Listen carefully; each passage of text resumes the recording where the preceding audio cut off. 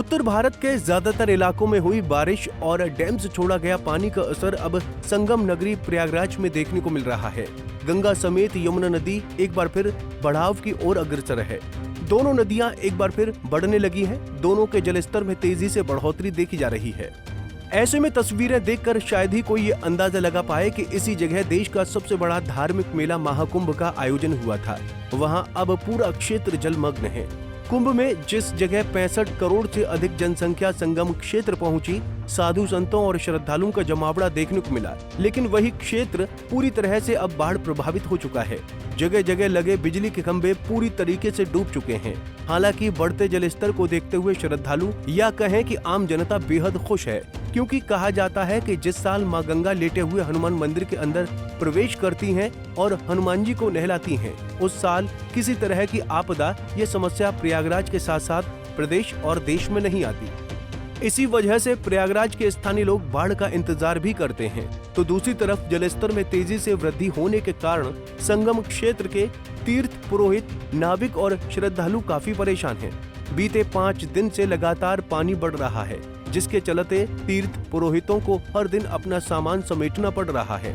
बताया जा रहा है कि बांध से करीब 3 लाख क्यूसेक पानी और छोड़ा गया, जिसकी वजह से जलस्तर में काफी वृद्धि जारी रहने की उम्मीद है। संगम क्षेत्र का जायजा लिया श्रद्धालुओं और तीर्थ पुरोहितों से खास बातचीत की पंजाब केसरी संवाददाता सैयद आकिब रजा ने।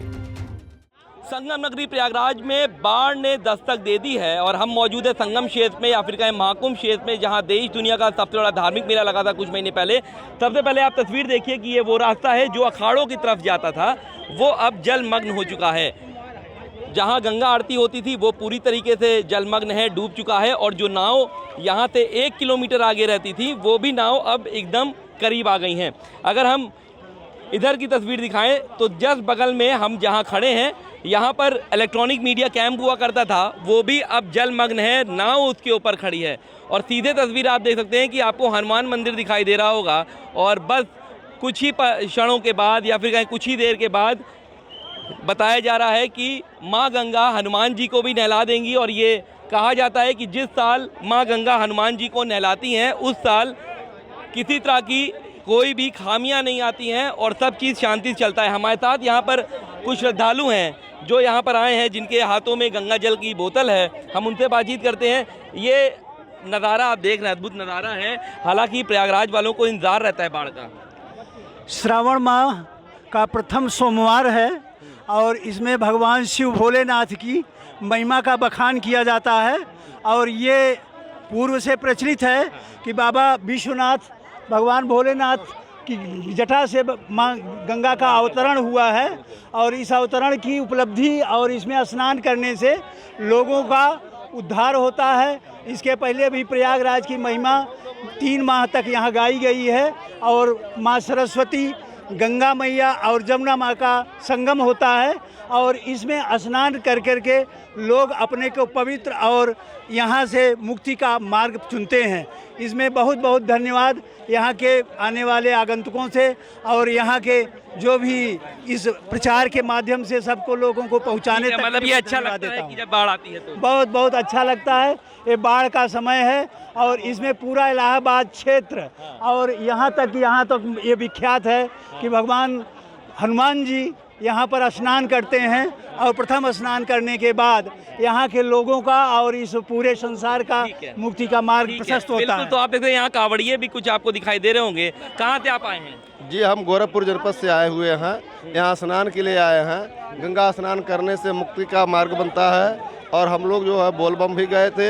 यह गंगा का दृश्य देखने से बहुत सुंदर लगता है, रमणीय स्थान है। भोले बाबा की नगरी, कृपा नगरी से हम लोग आकर के गंगा के देख रहे हैं। संगम का स्थान बहुत अच्छा लग रहा है। जो सड़क पर जल भरा हुआ है और बहुत पवित्र जल है गंगा का, जिसको हम सदियों से स्नान करते आ रहे हैं और इनका सदैव हम लोग मतलब कि आप देख सकते हैं कि यहाँ पर कांवड़िए भी हैं। हमारे साथ यहाँ पर कुछ परिवार भी है जो यहाँ पर गंगा स्नान कर रहा है। जी भाई साहब, कहाँ से आप आए हैं? भैया हम कानपुर उत्तर प्रदेश से आए हुए हैं और बहुत अच्छे स्नान हुए, बहुत अच्छे दर्शन हुए और सुविधा भी बहुत अच्छी है।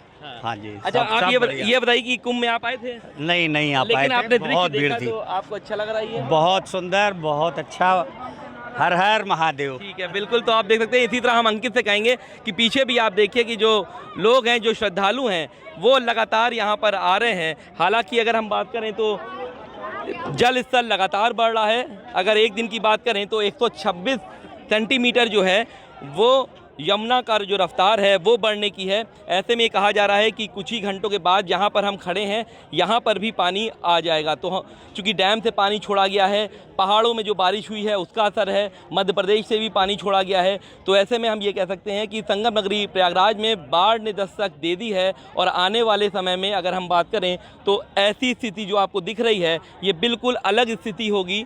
मतलब कि जहाँ हम खड़े हैं यहाँ पर भी पानी आ जाएगा और जहाँ पर आपको ये तख़त दिख रहे हैं तीर्थ पुरोहितों के, ये भी यहाँ से हट जाएंगे। मतलब कि जो सामने आपको रोड दिखाई दे रही है, अगर हम कहें अंकित से कि वो सामने जो आपको रोड दिखाई दे रही है वहाँ तक पानी आने की संभावना है, क्योंकि जिस तरीके से नदियों का जलस्तर प्रयागराज में बढ़ रहा है उसमें कहना गलत नहीं होगा कि बाढ़ जैसे जो हालात हैं वो अब पैदा हो गए हैं। हालांकि ऐसी स्थिति जो होती है वो अमूमन स्थिति सितंबर में आती है, अगस्त में आती है, लेकिन ये जुलाई के महीने में भी आ गई है। तीर्थ पुरोहित भी हैं भाई साहब, बहुत जल्दी यहाँ पर पानी आ गया है। हालांकि कहा जाता है कि पानी यहाँ पर जब आता है तो गंगा जी हनुमान जी को नहला दें तो कोई चीज़ ख़राब नहीं होती। तो आप लोग को इंतज़ार रहता है? और क्या, हम लोग इंतज़ार रहता ही है। माँ गंगे की शरण में हम लोग रहते हैं, इतना इंतज़ार तो हम लोगों को रहता ही है।